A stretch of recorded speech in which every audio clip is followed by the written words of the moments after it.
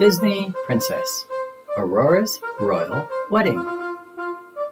Princess Aurora dreamed many times that a handsome prince would find her.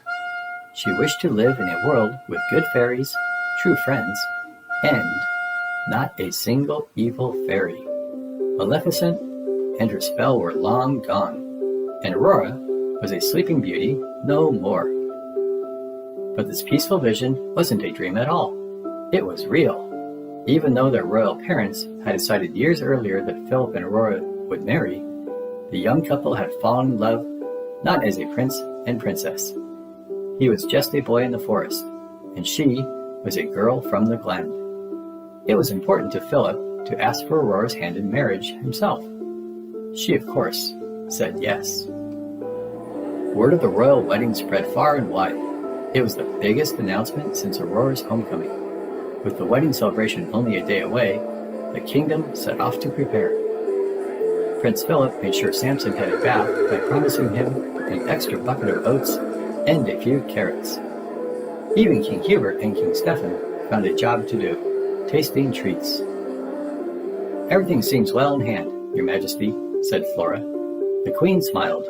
"Yes, it does, and I couldn't be more delighted to have my daughter home. I'll leave you now, Aurora, to enjoy the fun of choosing a dress."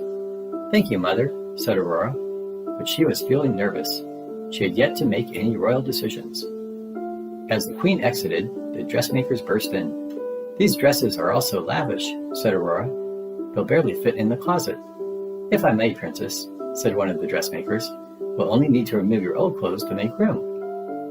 But these were the clothes Princess Aurora had worn when she was hiding in the forest as Briar Rose, just before she discovered the truth that she was indeed a princess. "What is it, dear?" asked Fauna. Aurora sighed. "I don't know how to be a princess. What if I'm not a very good one?"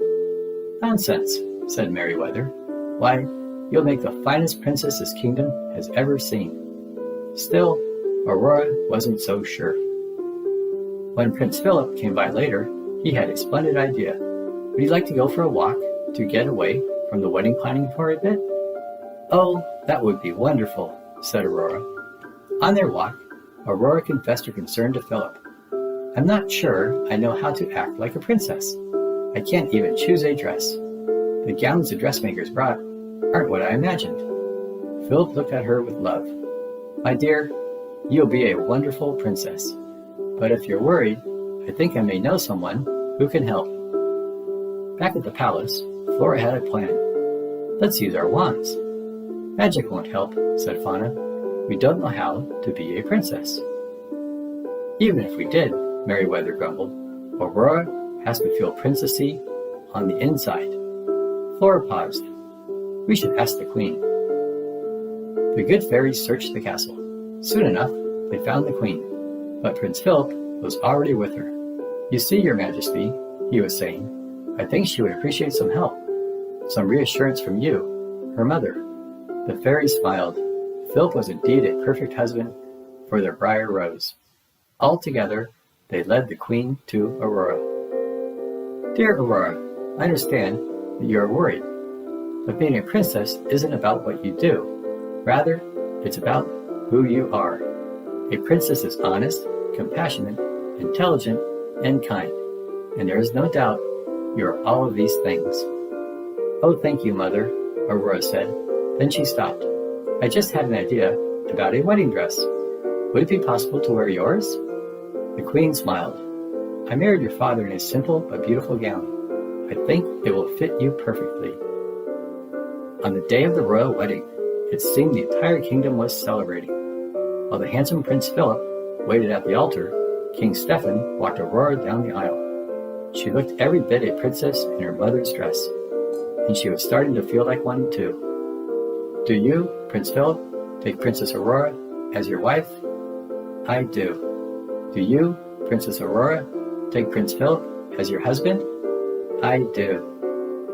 After the royal couple greeted their guests at the reception and shared a piece of the magnificent wedding cake, it was time for their first dance. As they twirled and glided across the royal hall, Aurora felt as if she were dancing on air. She was surrounded by true friends, and no evil fairies had sprung up unannounced. Even the good fairies had behaved, resisting the urge to change Aurora's wedding dress to pink or blue. The royal wedding had been exactly as Princess Aurora had imagined, once upon a dream. The end. Thanks for watching. Please subscribe. Don't miss our next Disney princess story, Aurora and the Helpful Dragon. Bye-bye.